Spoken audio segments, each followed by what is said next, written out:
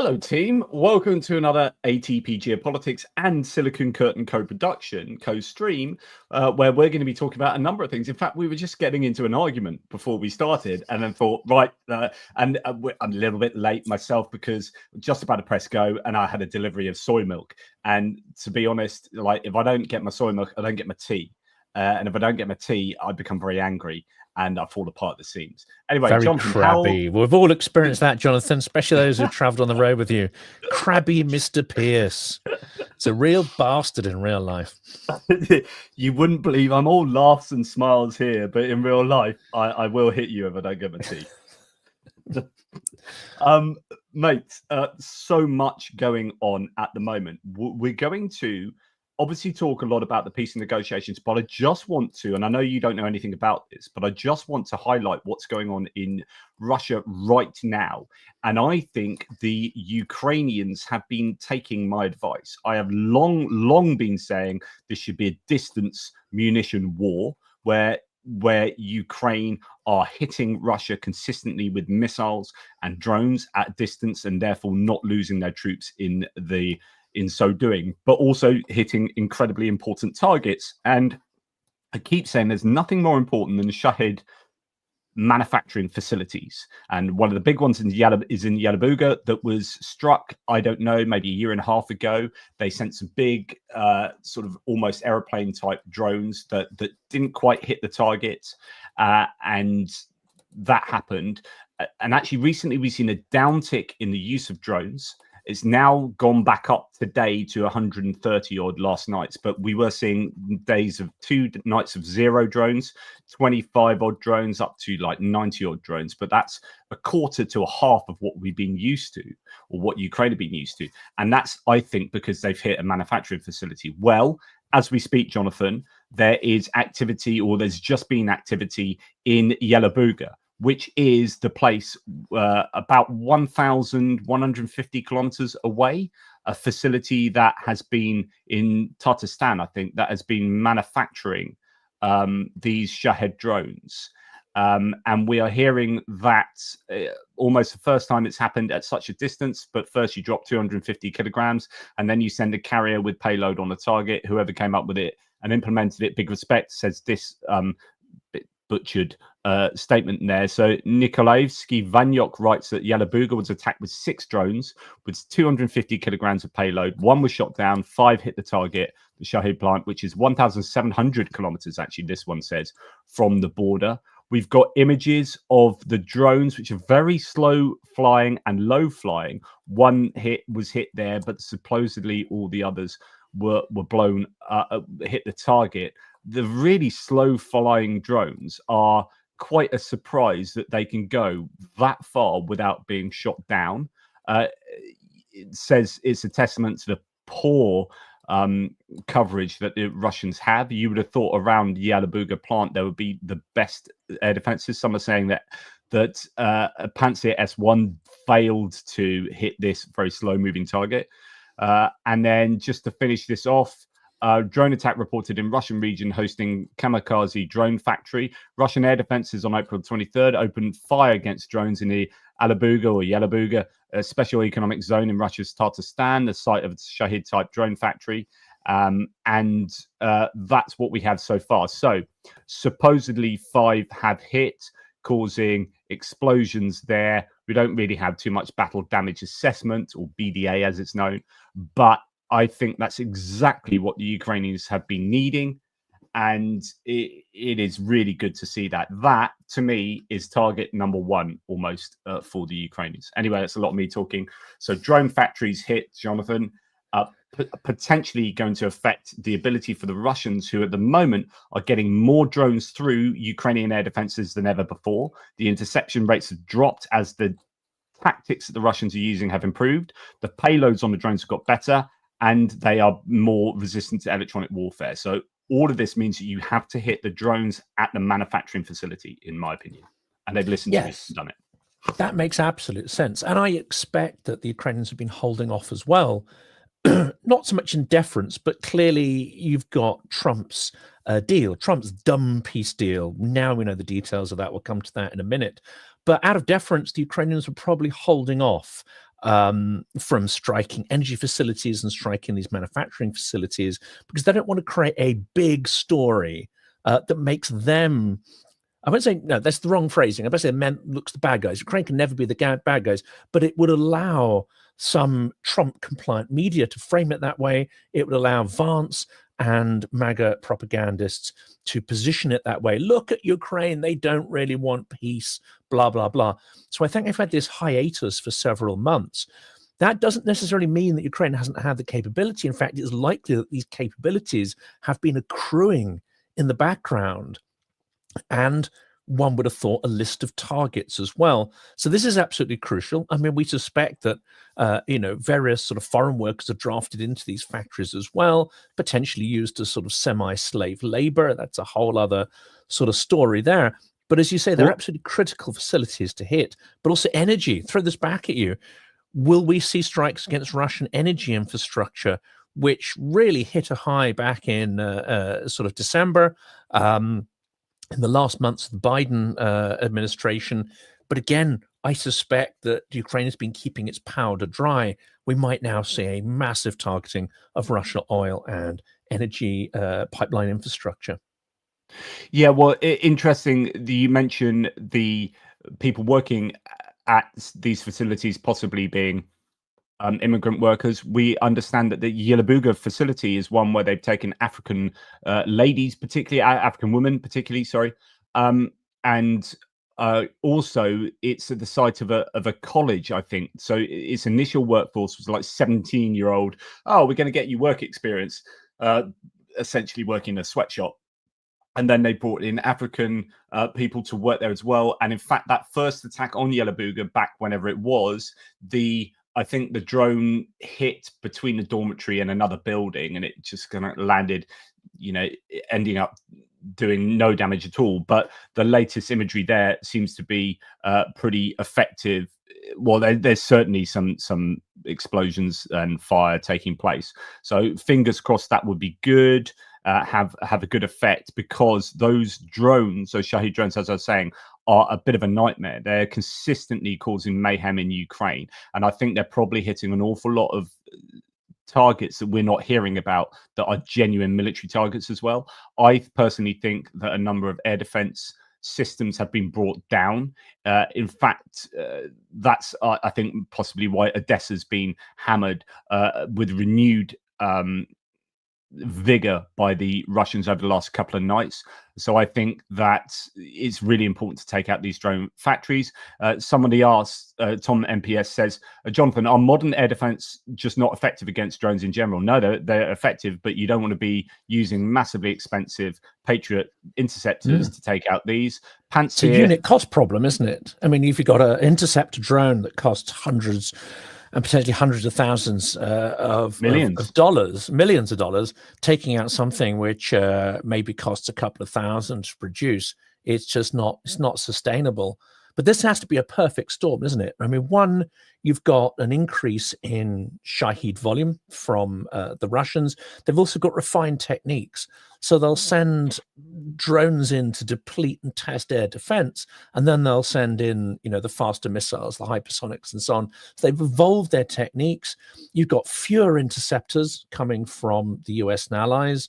You say it's got a perfect storm of three factors, I would say. But there has to be some alternative solutions. The tactics have also improved. So what I keep saying, Odessa as an example, instead of sending these Shaheds one by one, as they used to, like 30 Shaheds at Odessa, but you could take them down one after the other, they now send them to the Black Sea. They accumulate in the Black Sea. So you have like 20 odd drones just circling in the Black Sea until they've got this critical mass. And then they attack with all 20 at the same time. And then they're using multiple heights. So some will be coming in low, some are very high, and then they can do these terminal dives. There were 12 or 13 drones that hit Kharkiv yesterday in the daytime, in the middle of the day. So the Russians have definitely pivoted in the way that they use these. But also, are air defense effective? I mean, yes, but how well covered is Russia. Russia's such a massive country. It amazes me that you can, some people saying it's 1,300 kilometers, whatever the distance is. You're traveling with very slow moving aeroplane-like drones that are potentially very easy to hit. And yet 1,300 kilometers later, 6 of them have reached a drone facility. So the Russian, I always use the analogy of a blanket that's not big enough for the bed. You pull it to one corner, it exposes another corner. You pull it to that corner, it exposes somewhere else. And that's the Russian air defense in Russia.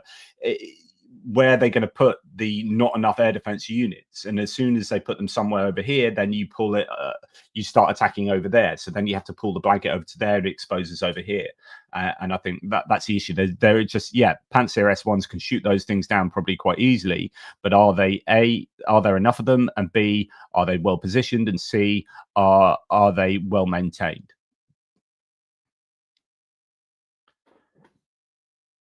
That's it. And of course, the question in Russia is going to be, well, it's not a question. In Ukraine, it's a question of, do you use air defenses to protect civilian areas? Do you use air defenses to protect military objectives? And during the ammunition famine last year, Ukraine made the very difficult decision to position some of those air defense systems to protect military objectives, increasing the risk of civilians. Well, that's a choice no one wants to make, but probably strategically is the better choice. Using those systems to try and shoot down not just Russian air defense missiles, but also planes and so on, to try and keep the skies relatively free of Russian aviation. That's the right strategic decision, but one that they should never have to make. In Russia, that's not an equation they even think about. You protect, the nomenclature, you protect the elite first of all, then you protect military objectives. I don't even think it enters their heads to think about protecting civilians. So despite it being in some ways morally and strategically easier for Russia, as you can see, they not only can't protect these critical military infrastructure, they can't protect the oil refineries, which were getting hammered in December. And a couple of weeks ago, we saw the beginnings of an uptick in that again. They just physically cannot protect the sheer number of sites that need protecting over that geographic spread. So if Ukraine, as I suspect they will now, if we see a dramatic uptick in offensive action, and of course, Ukraine is going to be calculating that if Trump's done deal dies, which we'll come to that in a minute, I suspect it was dead on arrival, then you're going to punch back incredibly hard against Russia's soft targets. That's what I kind of expect to see. But Ukraine's going to want to make sure they have Europe on their side. We can come to that in a minute, because I don't know how supportive Europe is. I don't know how supportive London is at the moment, or whether the sort of delusional groupthink that the US may have found a formula for peace. I don't know whether anyone in Europe has sort of been hooked into that, or even the British Foreign Office. But we can come to that can of worms in a minute. Yeah, it looks like you've got a bit of a troll on your live stream, by the way. So I don't know if you have mods at all, but they might want to take care of Akin Vala, who's I have me. I don't have a team or mods, but I can try and deal with put him that, in timeout or something. He's just being annoying and just splurging absolute nonsense. But anyway, so I guess then the time is to come on to talk about the peace negotiations. And I'm sorry to repeat myself to my audience that I've spoken to already about this, but the evolution of this came with like the Financial Times and Washington Post reporting on how the US or Putin had actually proposed, supposedly to Witkoff, that the freezer lines, Ukraine can keep the 4 regions, areas of the 4 oblasts that the Russians have not yet taken control of. So Donetsk, Luhansk, Zaporizhia and Kherson, the bits that the Ukrainians still control, they can keep them. Russians will keep everywhere else de facto, and de jure take control of Crimea. So it would be a legally binding agreement that Crimea would be Russian, and then no NATO, smaller forces, all that kind of stuff. Oh, I'm not sure the smaller forces were part of it, but anyway, basically Russia dictated to the US through Witkoff exactly what they want. The US then put that together as a peace plan. That then gets kind of leaked, and everyone finds out about this over the last couple of days. And then Zelensky very clearly says this is unconstitutional. We can't give away Crimea. What are you talking about? This is absolute nonsense. I'm paraphrasing, obviously. And then Marco Rubio and Steve Witkoff realized that actually the red lines are there and Ukraine is serious about them. So there's no point going to London to do these talks because they would get nowhere and it would look like Marco Rubio and Steve Witkoff were weak and unable to convince the Ukrainians. So then they pull out, then the European foreign ministers pull out, and it just becomes a lower delegation meeting with the Ukrainian delegation in London. This is because, so you got two options. Either the US are so naive that they didn't realize that Zelensky and Ukraine had been saying that all along, or they knew that Ukraine had been saying that all along and are just wanting Ukraine to look intransigent and therefore blame Ukraine for the breakdown of peace negotiations and punish Ukraine accordingly in line with Russia. Take your pick. Well, so I would go for that one. I mean, I've been saying that for a while. We've been discussing that for a while, that Trump wants peace, not for what it could bring Ukraine. Ukraine, for him, I think, is a barrier. It's a block. It's a block to his own self-aggrandizement and whatever he sees as the potential rewards for bringing peace, Nobel Peace Prize, all that kind of stuff, and the kudos with his base. But also Ukraine as a barrier to all these supposed deals. Now, it's been a key part of Russia's negotiating strategy to use the carrot of various deals with Russia, trade deals and opening up sort of trade, ignoring the reality that the US had very little trade with Russia prior to the war, and even less during it. Russia is not a key trading partner of the US, and a lot of the deals they're talking about are just hot air and hogwash, frankly, but they seem to have got Trump's attention, like some sort of shiny, worthless objects. They've attracted his raven-like brain.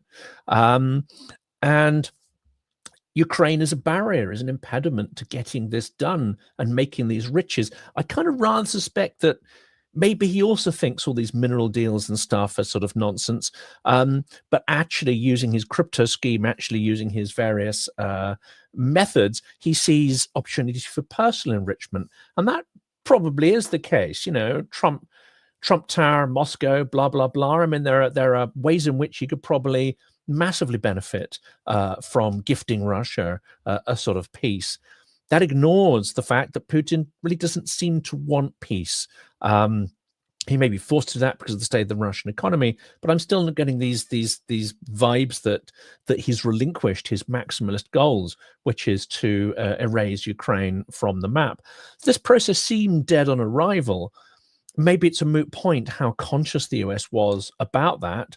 They may well have figured that either they figure that Ukraine has no agency and will do what it's told and give in. I mean, that's possible because they clearly don't understand Ukrainian mindset, Ukrainian history, anything that's happened in the last 3 years. It's as if, tabula rasa, they have no idea of what's gone on.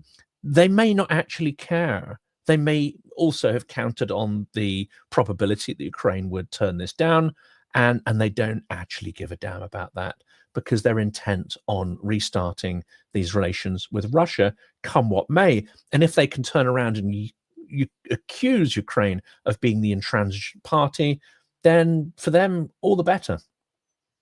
I think both Russia and the US are at least functionally colluding.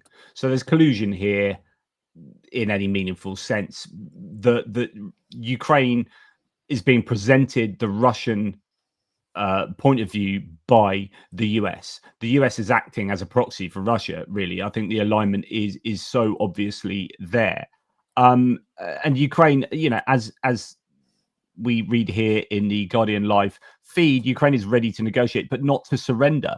And that's exactly right. There will be no agreement that hands Russia the stronger foundations. It needs to regroup and return with greater violence. So I think what the US and Russia have done is got together and said, right, okay, we're going to present this to Ukraine, knowing both sides know, surely, or should know, that Ukraine will not be able to accept that. And that gives an off-ramp to the US, that they realize they can't solve it within a day, but they also don't want to do what Trump threatened to do.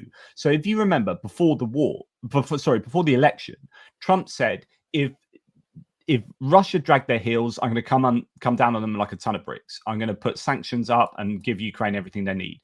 And if Ukraine drag their heels, then we're going to stop all aid to Ukraine. But what he's done is stopped all aid to Ukraine anyway, like irrespective of that situation. And then as soon as Russia's dragged their heels, not do anything to Russia. So this allows the US to cave into Russia, to basically capitulate to the Russian demands and extricate themselves from the problem that they find is far too difficult for them to solve, even though Trump said he'd solve it within 24 hours. I think it's an absolute disgrace.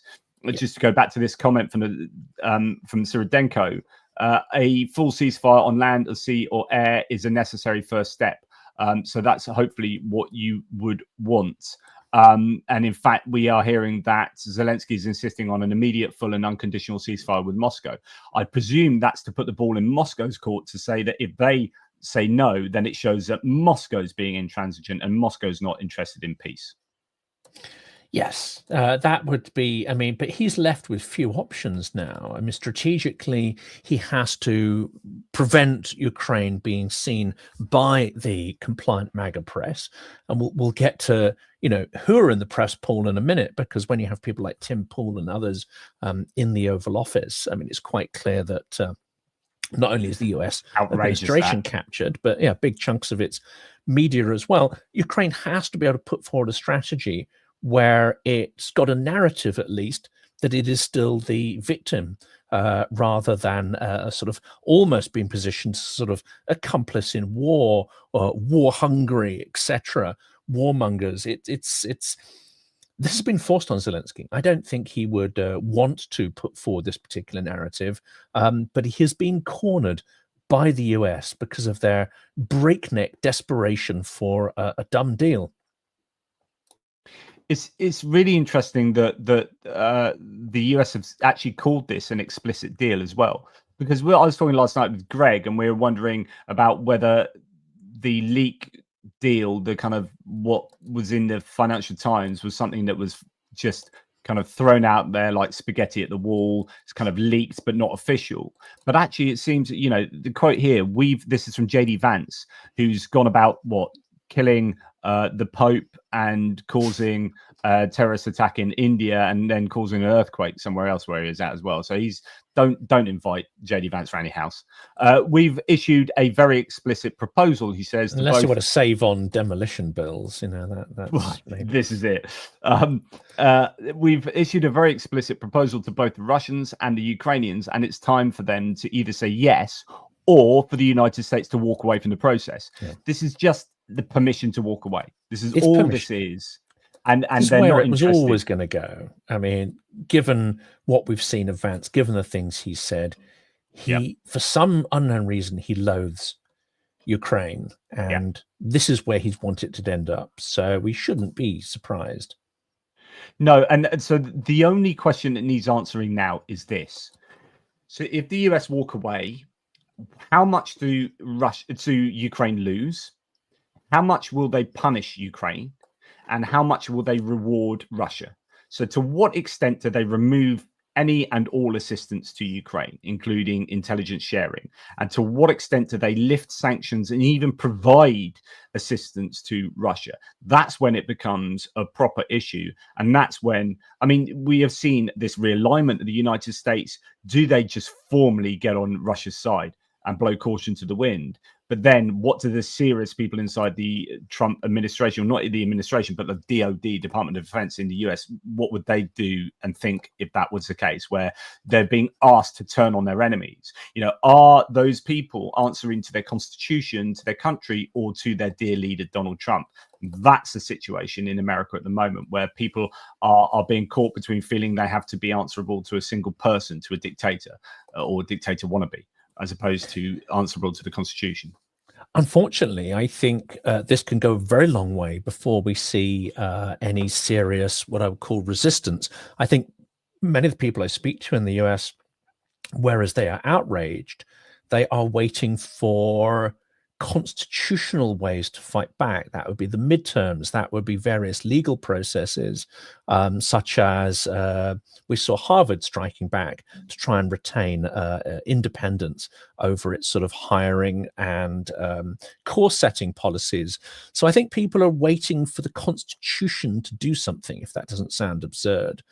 They are not organizing in terms of a mass resistance. So I don't think we'll see an American Maidan, not anytime soon, until Trump clearly, wants to go for a third term, potentially even, or if his what now seems certainly a recession on the way, triggered entirely by him. I mean, recessions happen in a cyclical way anyway. So, of course, you wait long enough, a recession turns up. But this would have been perhaps a historic first, where a president has single-handedly triggered a recession, if not a global economic depression. Will that prompt them? I don't know. In the UK, I think, and we saw with Brexit and around that, you do get periods of chaos where people do break, even within their own party. They break from the leadership because they feel that things have gone beyond the mandate or beyond what their individual values hold. Now, there's never going to be enough of those people, but we did see during the Brexit process people on both sides, in Labour and Conservatives, breaking with their leadership position and voting according to values. We don't see much of that taking place in the US. There is this recourse to law and hoping, this magical constitution will do all the heavy lifting for them. That I don't think is the case, unfortunately. So this is going to have to get considerably worse before you see pushback. If this was the UK, I think we'd be making a very strong case that if a government behaved like this, especially a government that received a minority of the votes, that they simply did not have the mandate. They may have won an election, but they didn't have the mandate for these serious strategic changes and economic changes to a society. I don't hear the word sort of electoral mandate being mentioned at all in the US context, whereas what Trump is doing is far more egregious than anything like Brexit, far more damaging, far more long-term. But to my mind, he is absolutely tearing up whatever mandate he was given.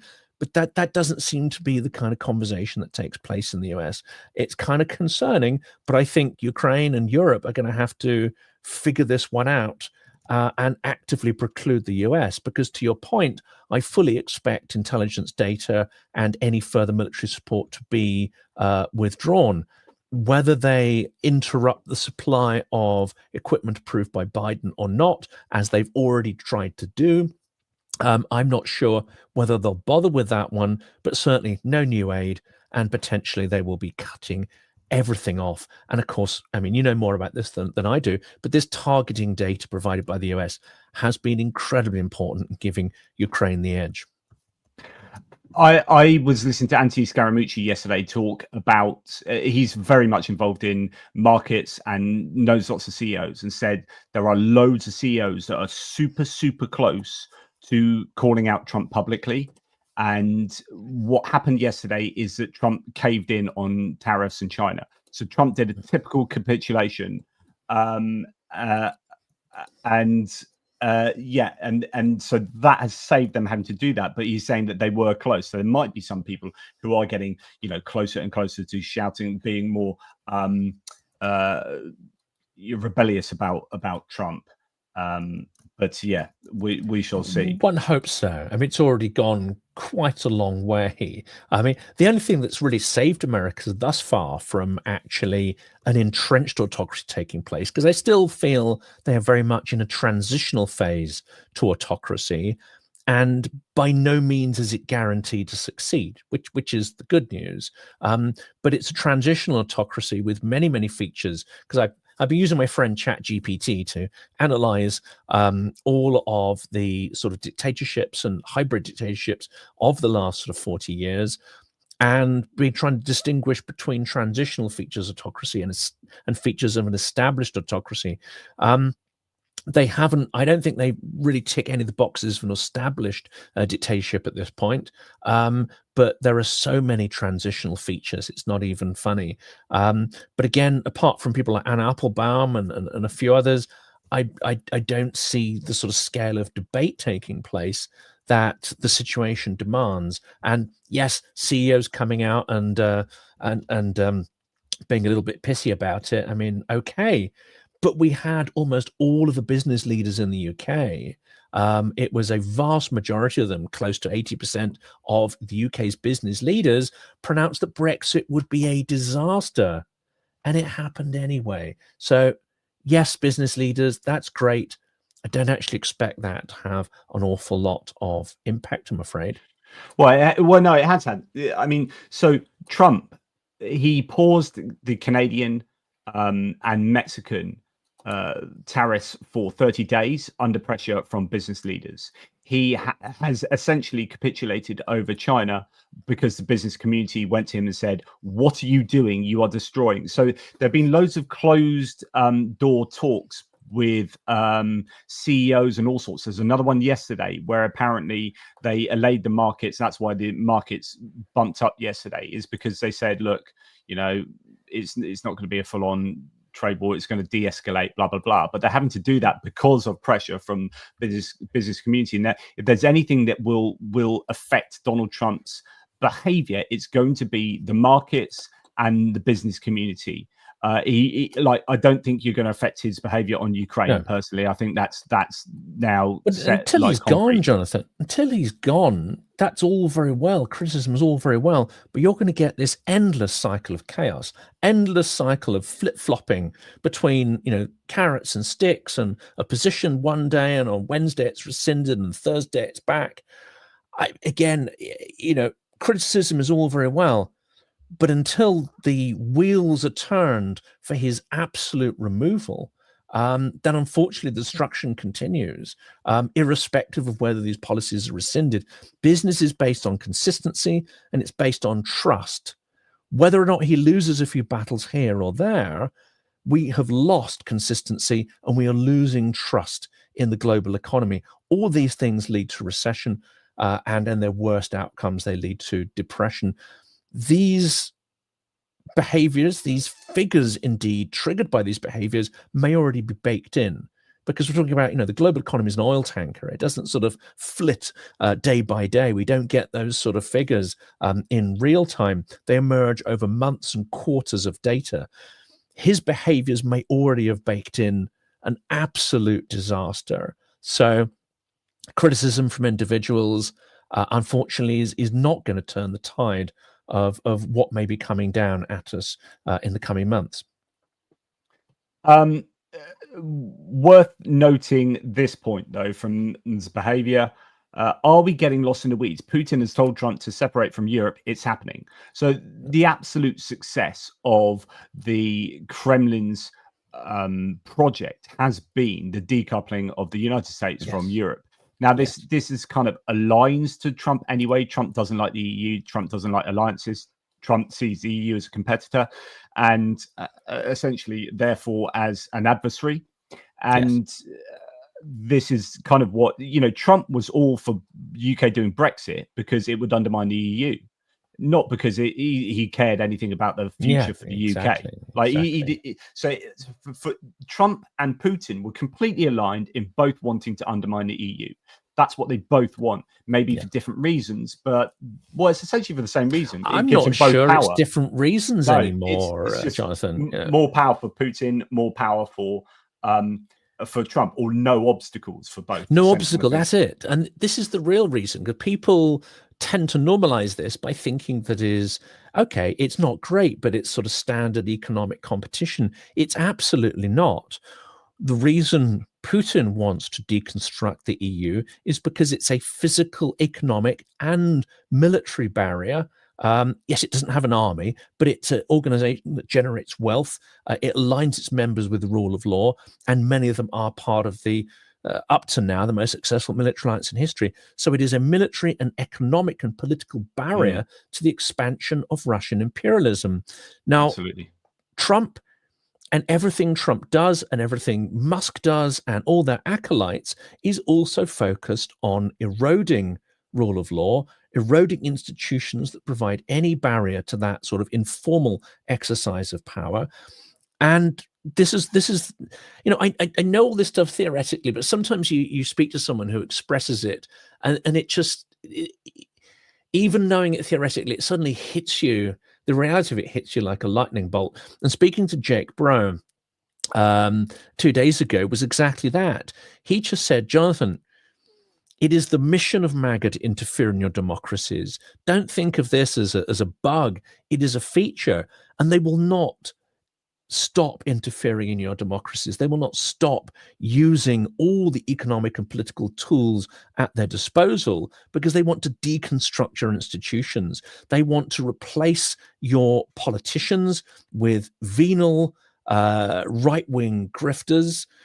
They want to degrade you to the point where you can no longer resist that corrupt form of personal business and personal power. In this sense, the motives of Trump are, I'm afraid, very much aligned with the motives of Putin.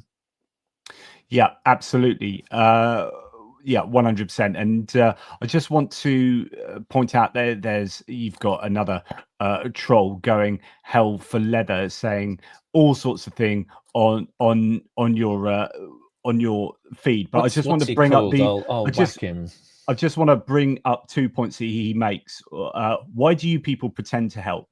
When can you help for real? And he's saying, you know, go and enlist. Sunshine, from my own personal point of view, he-ho, or should I say Ivan, I've got multiple sclerosis. And I can't go and enlist. But do you know what I do is I have a channel that is 100% dedicated to what is going on in Ukraine. I've been to Ukraine twice. I've fundraised something in the region of, if you think of all the campaigns, something like $250,000.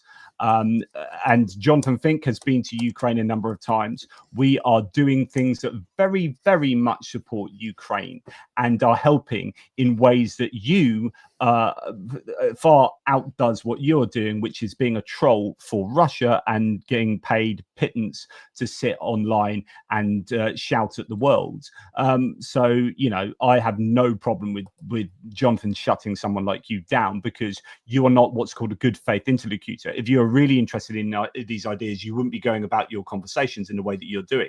You are being a troll, and I don't have a problem with shutting trolls down. I think this is, sorry to like derail this, Jonathan, but actually I think it's an important point, because we have these conversations about freedom of speech. But if it's not a good faith interlocutor, it's not freedom of speech. It's like these guys being paid. It's like disinformation. This is paid disinformation to try and upset the apple cart and work on behalf of a state actor. And I, you know, in the same way that I don't allow a Russian tank into my house, I don't allow a Russian soldier into my house, I'm not allowing a Russian voice into my house, into my, you know, domain. And so ATP Geopolitics is my place. You know, Silicon Curtain is your place. And if we don't want a Russian bad faith interlocutor around our place, then we'll just, you know, flick them away. And I don't care if he does remove his shoes at the door. He can F off, you know. Yes, but anyway, that was a slight derailment there. But it does actually link in. Let me make a quick link there, because I'm fascinated by your point of view on this. As philosopher, you'll probably have a more refined point of view than I will. But one of the real areas of contention, and this actually is a problem even when talking to people who are extremely pro-Ukraine, there is a freedom of speech argument made in the US that is far more libertarian, far more absolutist than our concept of freedom of speech. We tend to, and it's difficult to, it is difficult to sort of express this, but we do have an idea that freedom of speech comes with responsibilities and limits. And actually, there are laws on hate speech. You cannot physically threaten someone with violence online because you cannot do it offline. So freedom of speech is not an absolute. In fact, I'd go further and I would say that at some point you have a kind of bell curve of freedom. And as you get towards the sort of absolutist end of it, then actually you will experience declining freedom for the mass or majority of people as the online discourse becomes kind of polluted and only the most toxic voices have their say. But it seems that this sort of nuanced debate isn't there in the US, and that's a problem even when talking with our allies. And to end that point, J.D. Vance clearly seems to want to tie in the UK making trade deals with the US with a removal of our concept of freedom of speech, a deconstruction of that, and an adoption of the tech bro libertarian version, which, as far as I'm concerned, I do not think it represents freedom. Paid speech is not free speech.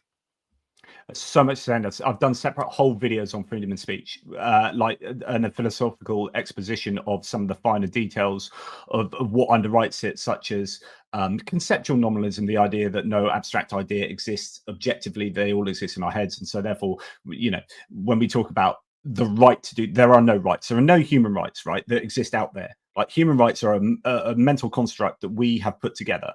And so when you're talking about the Constitution, there is no such thing as an inalienable right. I know it's written down. I know Americans love to the idea of inalienable rights, but it's funny how they were arguing about inalienable rights and then saying that which should therefore exist for everybody, but then saying that people like Garcia, who's been thrown in El Salvador, is not a recipient of those rights because for some reason, because he's not a US citizen. It's like, well, no, they're inalienable rights. If you're going to argue they exist, then they exist for him as much as they do for a citizen in the UK, the US, as much as they do for a tourist in the US. And so therefore, you know, so what happens is there are all sorts of double standards. We construct these things, and when we agree on them, we write dictionaries, encyclopedias, laws, and then we elect people to enact those laws, and then we have law enforcement to enforce those laws. But essentially, they're only like rights are only as good as how well ensconced within your society and your law enforcement they are, right? Otherwise, it's just a piece of paper or just an idea, right? So they don't exist out there; they exist in here, and our job is to agree on them, and etc., etc., etc. But you're absolutely right. So you know, there is no freedom of speech is a really problematic concept because in its absolutist form, it is crazy. Like none of us agree that there should be pornography on, well, most of us probably agree that there shouldn't be pornography on terrestrial television at 2 o'clock in the afternoon, so your 5-year-old kid can sit down with your granny and watch like hardcore pornography, right? Or 18 certificated violence or whatever, right? So what we do is we say, okay, there's a time and a place for that, and we don't agree that children can walk into school and just swear and give racial invective at their teacher right throughout the lesson for the entire hour-long lesson. Right. So we say, no, you can't do that. And if you do that, you end up going to detention, and sometimes you can get excluded and blah, blah, blah. So what we do is we regulate speech all the time, but people don't see it as that. But that's what we're doing. We're saying there's a time and a place for all sorts of things. But what happens is the further along that bell curve you get, the more contentious it becomes as to what's acceptable and what's not. And what usually happens is that people really want the freedom to slag off whoever they want to slag off and to be as mean to whoever they want to be as mean to.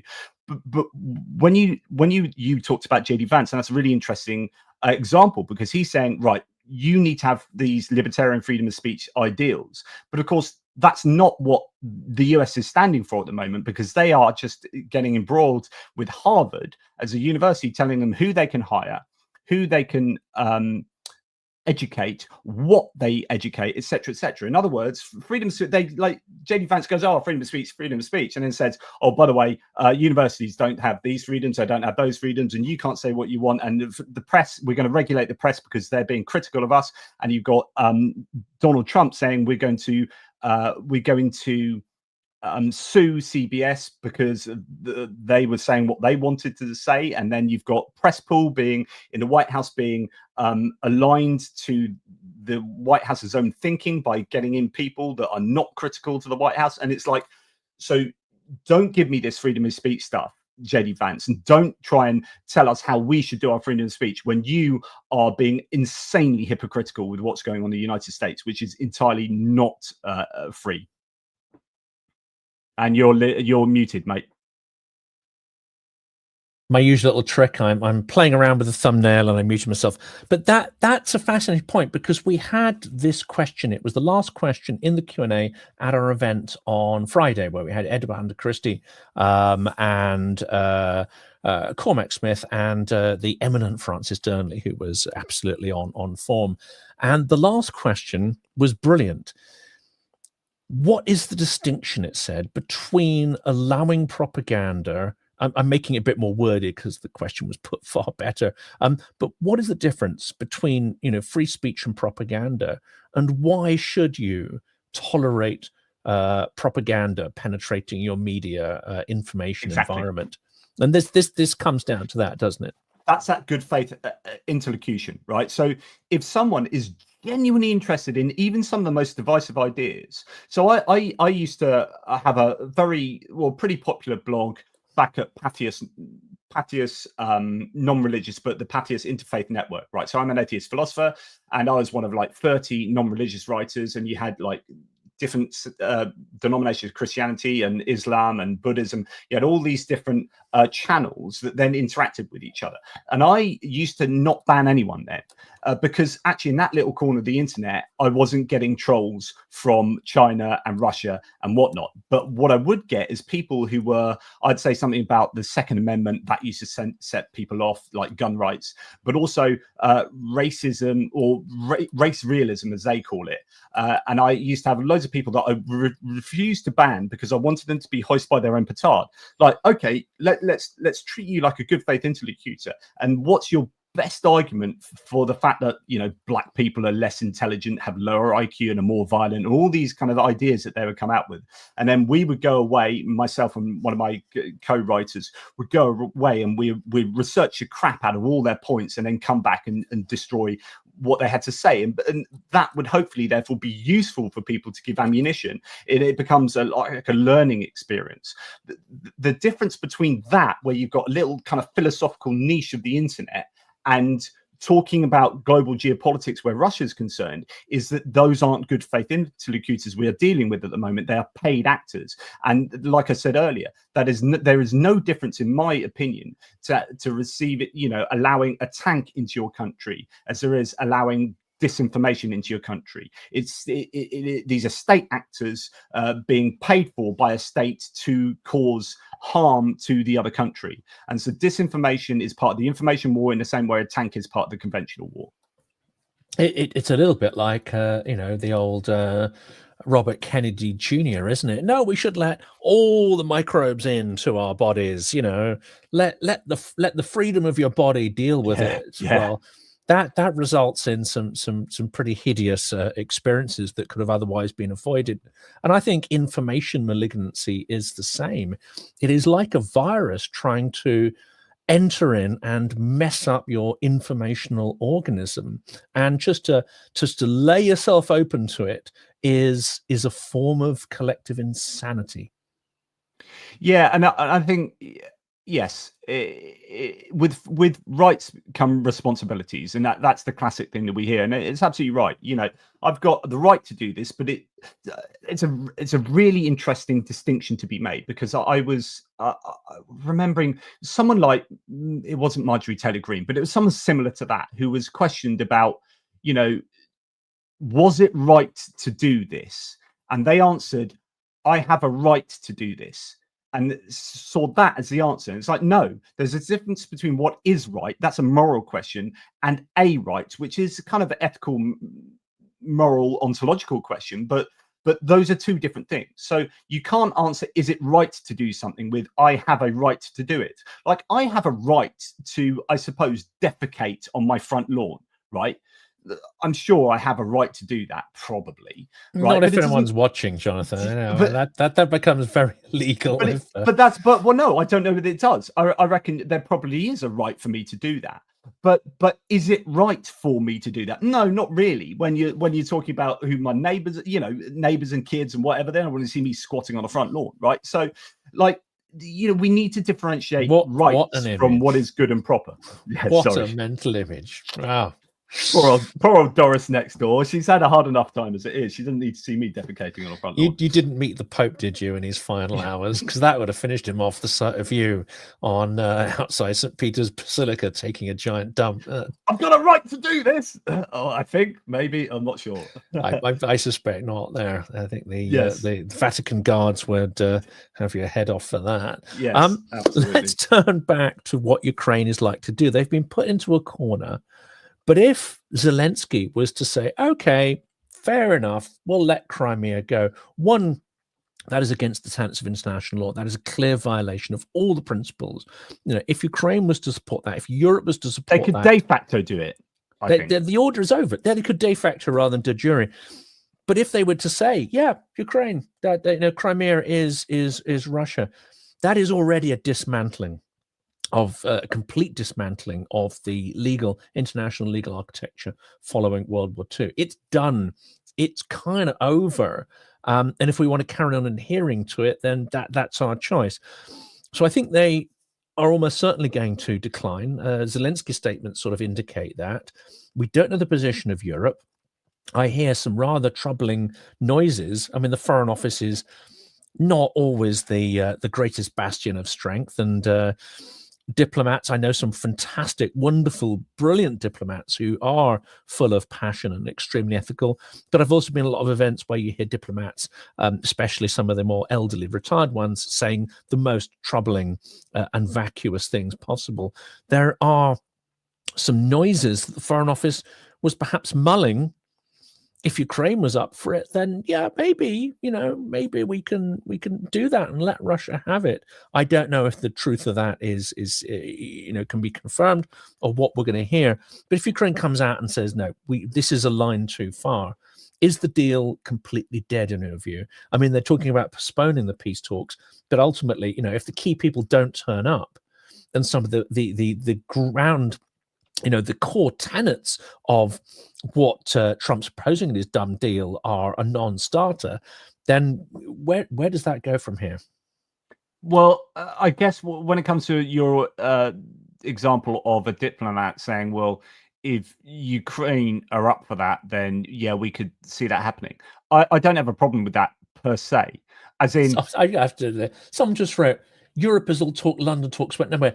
They weren't London talks. This is the US nonsense, right? Don't blame Europe for that. This is the US's bullshit deal, and London talks are just a venue to absolutely to have that exposed. So this isn't Europe. Get educated on what's actually going on before you spew your comment into the I'd agree there. This is all the US, and the US doing what Russia wants, and then everyone else going, nah, that ain't happening, and then US going, well, I'm not coming to play. Then you can go and play on your own, and so yeah, that's not Europe is all talk. I mean, you could argue that there are tangible things that Europe isn't doing quickly enough, because actually trying to get Europe to agree on anything like herding cats, which is very difficult. But what I've totally forgotten what I was. Oh yeah, my point was going to be that although I wouldn't do this, like I would still be fighting for Crimea to remain part of Ukraine. If the Ukrainians agreed that Crimea would go to Russia for whatever reason, that is kind of that. If there was some kind of popular agreement there, then that is self-determination, right? And so, on the one hand, we can't fight for Ukraine's ability to determine itself, and then on the other hand, say as soon as they do make a decision, not allow them to make that. So I would sort of align with the diplomat there, but I would just say, are you sure you want to do that, mate? Because de facto would have passed. Maybe it's like, okay, we don't recognize the transfer of sovereignty, but it's yours by the fact you're there at the moment until a future negotiation or future administration may change that. I think that might have worked, but then NATO's off the table. Although I would argue maybe with the US turning NATO into essentially a zombie institution until the US is formally sidelined, being in or out of Ukraine, NATO is not necessarily going to give Ukraine any security whatsoever. Anyway, it's a coalition of the willing. It's closing the sky. It's things that British, French, and Germans could potentially do, as well as the Balts and Finns and other, Danes, etc. But until that coalition of the willing takes place, there really is no security in reality for Ukraine, except the security that it can provide itself. This is what Julia Sviridenko said, and she's part of the delegation. And I quoted one sentence from it, but I think it's worth saying in full. During today's meeting of the delegation of Ukraine with partners in London, we confirmed the principal position. Ukraine is ready to negotiate, but not to give up. And that's a point, is that the US wanted Ukraine to give up, and I'll expand on that in a second. There will be no deal that will give Russia the stronger foundations it needs to regroup and come back for with more violence. A complete ceasefire on land, in the air, and at sea is a necessary first step. If Russia chooses a limited pause, Ukraine will respond in kind. Our people will not accept a frozen conflict disguised as peace. We will never recognize the occupation of Crimea. And if NATO membership is not granted, Ukraine will need mandatory security guarantees strong enough to deter future aggression and clear enough to ensure lasting peace. And that's the key, isn't it? If we don't get into NATO, then we need something else that's functionally the same as NATO. We need a deterrence, and the US has to be a part of that. Realistically, don't come and tell us what we can and can't do, but then not help us to achieve that. Like, do you know what I mean? Like it seems like the US is happy to have been part of the Cold War for the last 70 years, but as soon as that manifests itself in this conflict, they're like, oh, you're on your own now. It's like, hang on, actually, you are, think about the Budapest Memorandum, think about everything that's happened for the last 70 years. This is part of your conflict as much as it is, as much as it is Russia's, right? Okay, US hasn't invaded like Russia has, but I think the US has a duty to the world and to themselves, by the way, to assist Ukraine more as they were than as they are doing at the moment. So I forgot what I was going to say. We confirm the principle Ukraine is ready to negotiate, but not give up. I was going to say something, but I've forgotten it anyway. I mean, capitulation. This was the phrase, that I'm going to put in a video later. Ukraine can capitulate without the assistance of the US. If it wants to just give up and throw in the towel, it doesn't need Trump to tell it how to do that. So it seems the alternative is like, if you want anything that approaches justice, then this deal is not that and will not deliver that. Rather, it would deliver a pause, allowing Russia, one, to rearm, two, not to make amends for anything it's done. There's nothing in this deal about the return of the stolen children. There's nothing realistic about reparations for rebuilding Ukraine. There's nothing about security guarantees. There's nothing about keeping Russia outside of the global system of governance to sort of try to contain the threat. No, this agreement will be a fast track for Russia to rearm and come back again. It may not even come back against Ukraine. It may decide that the Baltics are a softer target, or Central Asia, or something else. So this in no way is a deal that will contain the threat that Russia poses either to Ukraine or to anybody else. This is, so I remember what I was going to say. So with regard to that Sviridenko quote, that Ukraine is ready to negotiate but not to give up, Trump appears to have always wanted Ukraine to have given up straight away, because he keeps saying that this he's recently actually accepted that it was kind of Russia's fault for invading, but really it's Zelensky and Biden's fault because they dealt with it horribly. And I'm wondering if it's in this one, but in the meantime, no, it's not this one. It's the one he said after. But he's done a terrible job. But he kept saying that it was the one that came after this, where he was saying that Zelensky had done a horrible job of, I guess, leading the country as soon as it was invaded. Well, what are the other options, right? If he did a horrible job in the very magnificent and heroic way that he stood up for his country and led his country to defend against the invader, what is the other option, Trump? What would you have had him do that wasn't horrible? So the only other option, because he couldn't have thought even more, right, would be to capitulate straight away. So in other words, Trump, from his own words, has clearly indicated that he would prefer Ukraine to have given up as soon as they were invaded, and that would have stopped all the horrible death. In other words, as soon as anyone is invaded, you just straight away give up everything you've got and say, there you go, you take what you want. And it's just weakness. There's a key distinction here. It wouldn't have stopped the death. But this, unfortunately, is not unique to Trump. I think, unfortunately, there's a lot in the media collectively who unfortunately think this way. It would have meant that the death happened outside the limelight. It would have meant that death happened behind closed doors in a deniable fashion. And it would have meant that the media and politicians and others could just move on and deal with something else. That's what I think they're really getting at. That's the subtext. Why don't you die quietly? Why do you have to do it in public? Why do you have to fight back and constantly prick our conscience? Why do you have to constantly tell us horrible truths that we can't ignore? We want to carry on living our immoral, vacuous lives, not having to think about these horrible things or take any responsibility for them. That, I think, is what's really in people's minds there.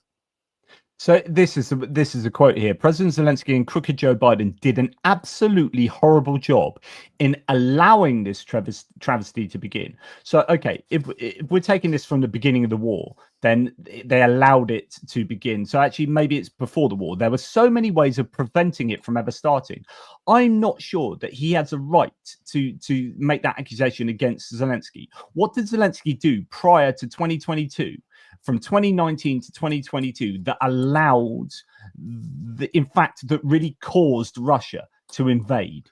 Yeah. I don't know how you can blame Zelensky from 2019 to 2022, apart from if you're going to say he should have given Trump the dirt on Joe Biden when he asked. Well, that's what he's thinking. I mean, if this was at all a reasoned critique, and I've never once heard Trump actually say anything that made any rational sense or pointed to any details showing that he understood the context of anything that he's ever done. And believe me, I've read almost every scrap that's come out of his big fat orange Cheeto mouth for year after year. He has never said anything that shows he understands history, context, or strategy. If he'd come out and said, Zelensky might have done a lot more to prevent this, i.e. fortifying Kiev, i.e. putting his country on a mobilization footing, i.e. solving some of the endemic problems, such as the sort of Soviet mentality of the leadership. I mean, if he come out and said some specific things, then if he come out and said Biden could have done so much more because, he provided Ukraine only half of what it asked for as a sort of systematic approach. Yeah, well, that I could actually be on board with some of that. There's no detail in here. He doesn't know the detail. He doesn't care about the detail. That's not what he's hinting at. These people are of no financial benefit to me, he thinks, and they don't identify with my team, unlike Maloney and others who get endless praise, apart from the fact they do absolutely nothing practically to help. No, these people aren't on my team and they can't make me money. Bingo, they're enemies. That's all it is. And to add insult to injury as well, you have this situation where the US, we're hearing again today, has disbanded the unit and sacked the person who is compiling all the evidence of Russian war crimes against Ukraine. So it's like, if you weren't sure that the US had aligned themselves with Russia, then that should help you along to thinking that. I mean, what a confluence of events there. Pretty incredible. And they disbanded the Yale unit that was looking into the kidnapped children. Then they brought it back, and for a bit. Only to transfer the data because there was the risk of all that data being lost. And I think it was only under pressure from senators on their own side who were frankly outraged because it would cost almost nothing to allow that. So essentially, to all practical purposes, that unit was shut down and not brought back as a functioning unit, but just revived to get the essential research and data across. They don't care. In fact, they want to cover up crimes, because crimes are embarrassment. Crimes are a reminder that you need to do something moral and strategic to deal with tyrants. But Trump wants to be one. Trump aspires to this. He is Putin's apprentice, not Putin's adversary. So they are now complicit in trying to help Russia cover up the evidence of its crimes. That also means that in the context of this peace deal and anything else that comes out of the Trump administration, they will not be lifting a finger to try and find any culpability for these crimes or pin any kind of restitution on Russia. This is completely outside the envelope for this regime. And I think we need to be realistic about that. If Ukraine wants justice, it's going to have to seek it by itself and with its European allies. Yeah, just going back to the point about capitulating as soon as you're invaded, that appears to be what Trump is advocating. And that's how Zelensky could have managed this better and not done it so horribly. If I announce I'm going to invade the US, I might invade the US next week myself, just on my own. And surely the best thing that Trump can do is just do a big dump, me. Couldn't you, Jonathan, on the White House lawn? That seems to be your MO there. Yeah, I'll do it. I'll do it. And then Trump will just say, well, the best thing obviously is to capitulate straight away and just give me everything I demand, which is the entirety of the US apart from all the debt. And I'll say, look, this is what I want. And then Trump will go, well, yeah, if I'm not going to be a horrible leader, then I will just give Jonathan MS Pearce everything in the United States apart from the debt. So you are just about to be my loyal subjects, America. Watch out. But I will be a benign dictator. Don't worry. It's something I've always dreamed of doing and being. So, yeah. There we go. Free compulsory beer for everybody. I think that'll be one of the first things on the statute book.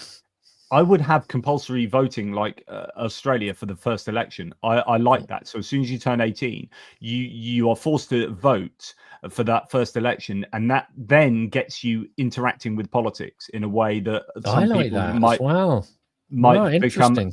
might become apathetic. So a lot of people don't get engaged in politics because they're not kind of forced into it. But if you're actually legally forced to go and vote for that first election, then it gets you starting to go, okay, well, who am I going to vote for? What is this all about? And then you start that process of... I'd go further. I'd say no political funding is possible, but every adult gets a voucher and needs to join a political party. If they like, they can team up with others to found a political party, and then we get proportional representation. But take the money out of it and become a true democracy. Now, that's not going to be particularly popular, but also compulsory voting needs to go. Yes. Anyway, that's going to cause some controversy there, I think, and I know many people that we interact with won't necessarily agree with any of that either. But there's some issues maybe for a different program. I guess we're going to be winding up at around 2 o'clock. We should probably mention the truck campaign, which is still ongoing. I've hit my target. Not sure how that happened because I've been very busy. We haven't done many live streams, but we have actually hit the target by a van. Yes, I'm particularly excited. And I don't know if you know this, Jonathan, but I was languishing down the leaderboard because I spent a week away. You were naughty boy there. Yeah. And then it all started and I came from behind. And my goodness, I'm now, it doesn't matter where I finish now, as long as it remains this situation, which is above you. So here we are in 6th place, pushing you to 7th. And the audience know what to do, don't they? Come on, don't support the public dumper. ATP Geopolitics to get into. I really want to beat Rick the Ukrainian and Dick Dawson from the Shills. Then I'm happy. You know, it's okay if these guys. I mean, you hear some big hitters up there. Not that these guys. Gilgis is tough to beat there, isn't he? Yeah, but I want to get into that coveted 4th position fourth. Everyone knows that fourth position is what really champions are made of. So that's the anyway. As long as I'm ahead of Jonathan Fink, then the world is a good place, and the universe has aligned itself in the most favourable of ways. Come on, everyone loves an underdog. Let's overtake the Pearce. The key question is: are you up for driving these beauties over again? Now, yes, I would absolutely love to. Qualified, yes. Qualified, yes, but it's just that I'll probably end up. I'm not married to my partner. We've been together since 2007, so how many years that is. But I may be out on my arse if I did that. But I also really want to do that. So yeah, I'll keep that one. Bring her along for the ride. She'll love it. Do you want two 14-year-old twins involved? No, they will be too irritating. No, definitely not. Yeah, so please, people, can you come and help out? Either go on to the ATP Geopolitics one. It's linked in my description. I'm sure it's linked in Jonathan's as well. ATPGEO.com/donate will take you to my page, which is here. If not, follow Jonathan Fink's to his own one. It's the same campaign. We're just each trying to fundraise enough for 2 vehicles.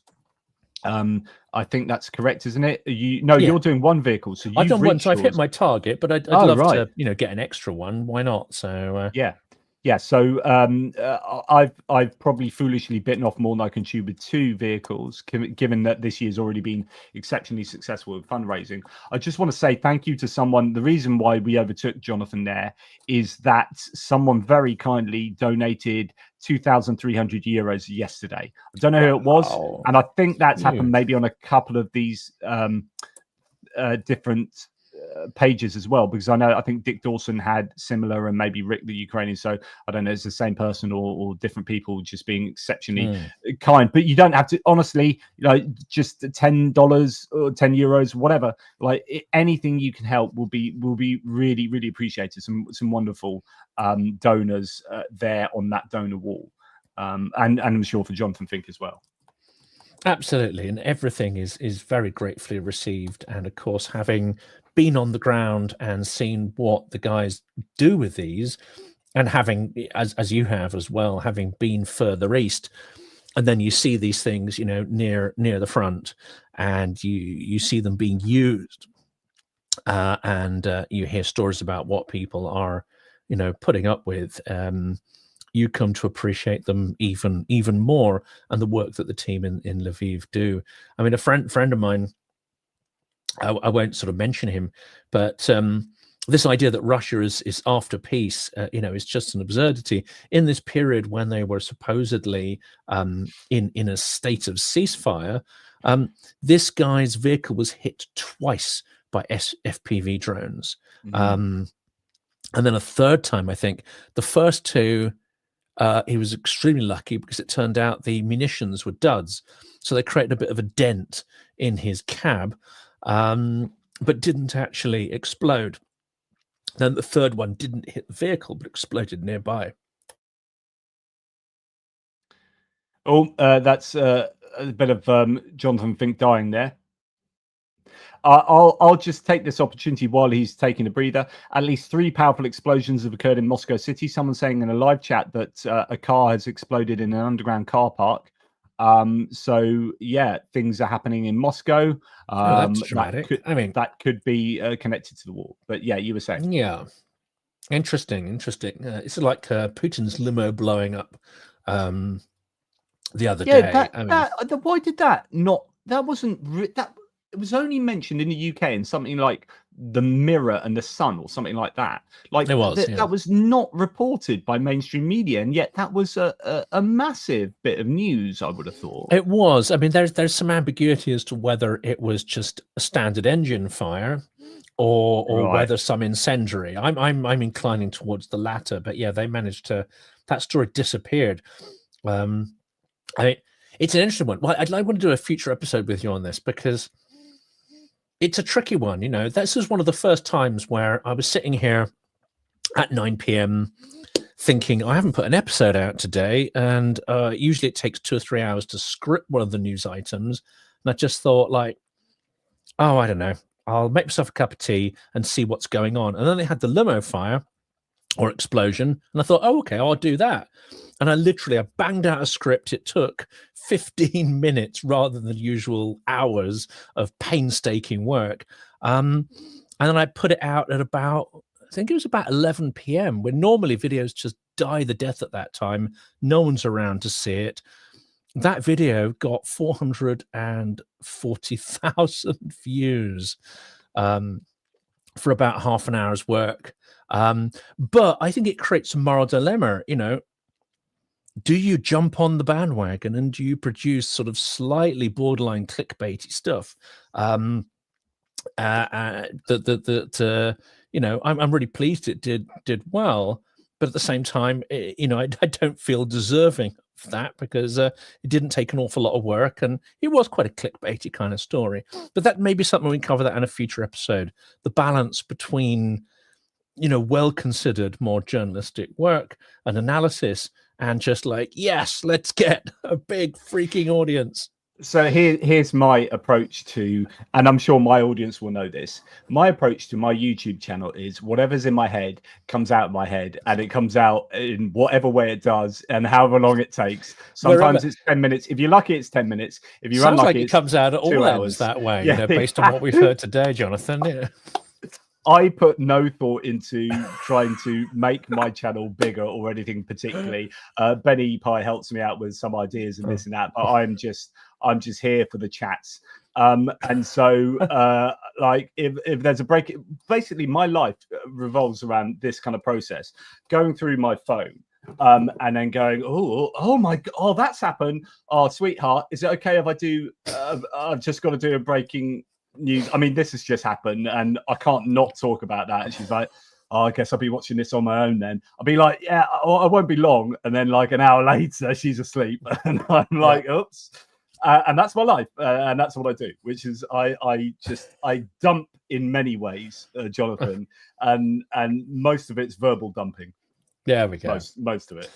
But we have that balance, don't we? I mean, I get a lot of calls to do live streams at weekends. And I have to say, you know, I'll do maybe a pre-recorded thing very early in the morning when everyone's fast asleep, or late at night when they've all gone to bed. But I try to keep dinner times completely clear, because let's put it this way: the goodwill is already in short supply, and it risk, you know, burning it up.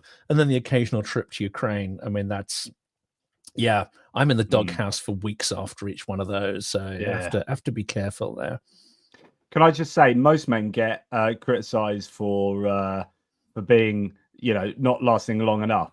Me, I'm tantric in my approach to geopolitics. Can I just say? Anyway, just bring it to a conclusion. All right, we want a happy end now. Stop dribbling on. Honestly, had enough. Oh, right. God. So deeply inappropriate. So I have to go and have my 68th COVID vaccine, because I had, so people might not know this on the live chats. Most of my older viewers will, people have been with me a long time, my members, there's a video on there talking about this, but I had stem cell therapy for my multiple sclerosis in Moscow back in 2019, right? So I have a debt owed to Russia.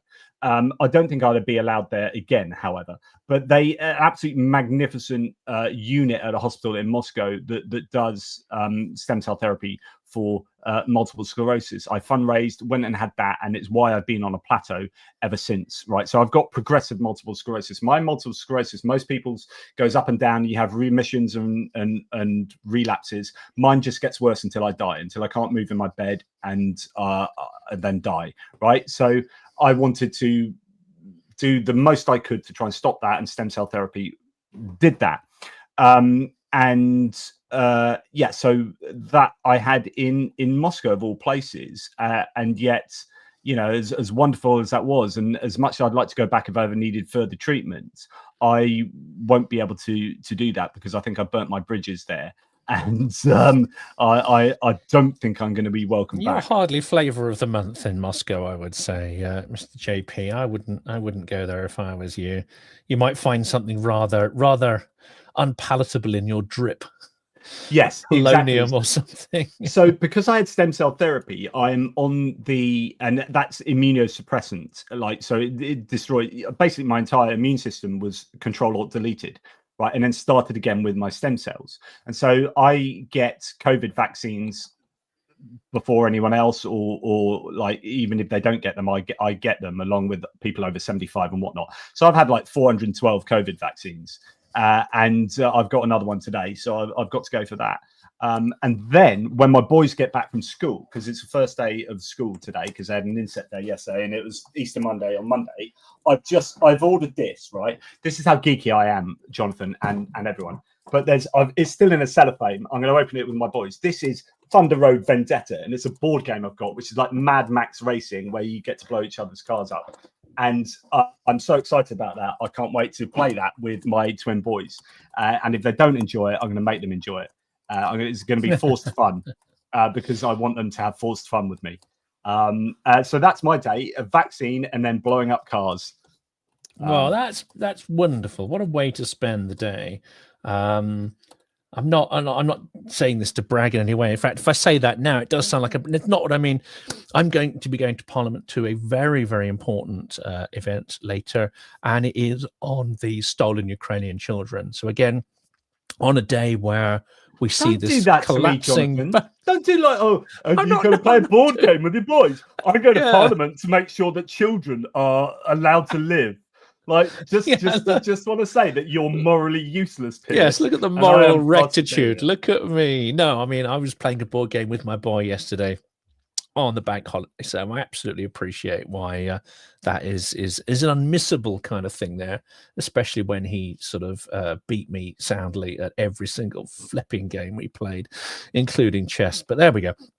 No, I mean, I think tying this idea of justice in with peace, in the collapsing peace deal, in Trump's dumb, super dumb peace deal tied with orange ribbons, there is no mention of justice, no possibility of justice.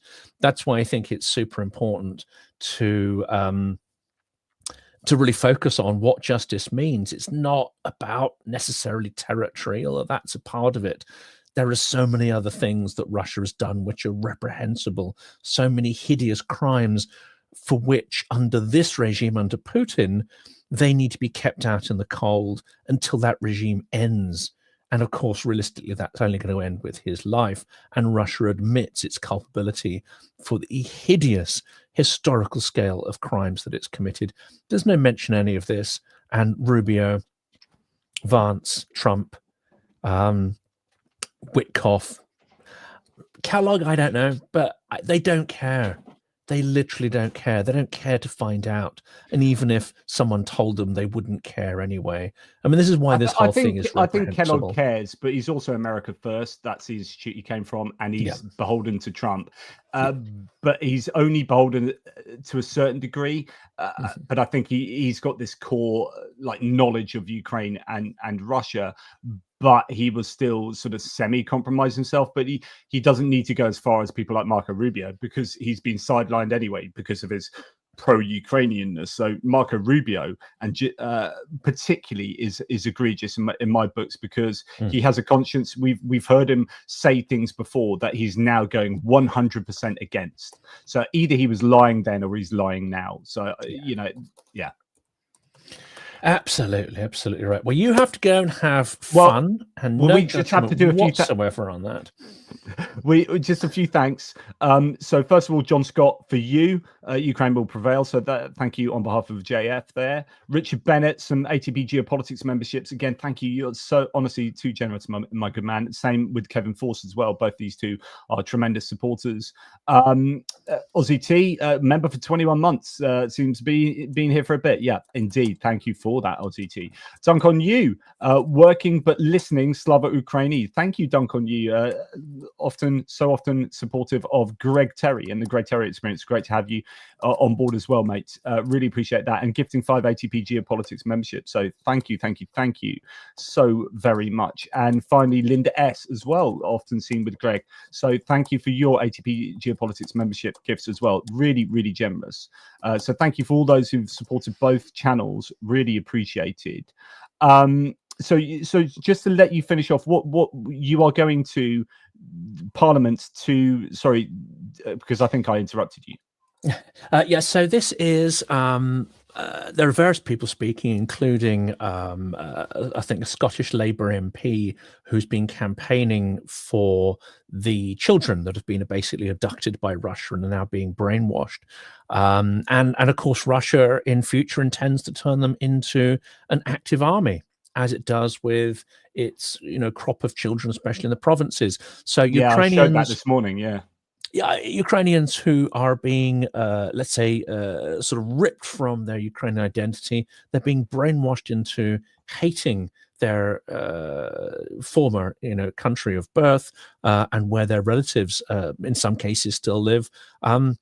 And turned into a future, meat wave army by Putin. This event really is focusing on that and on the campaign and efforts to bring those children back. And of course, some examples of individual children will be talked about and covered there. So it's an event in Parliament designed to raise awareness for bringing the children back and to keep the idea of justice in the public spotlight. Now, I've been amazed the last 3 years at how little coverage there's been of this.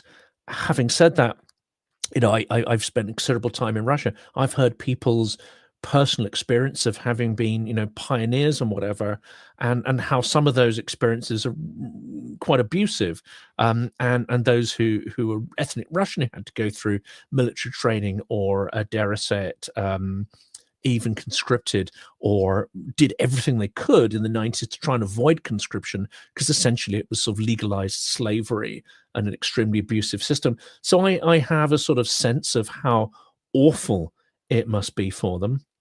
But it just amazes me how little traction this story has got in the Western media. So I'll keep doing episodes on this. I'm going to go to the event and then I'm going to try and interview as many of the people I meet there as possible, the campaigners, activists, and experts, get them on the channel and try and make sure this story still gets some kind of coverage and traction. That's it, really.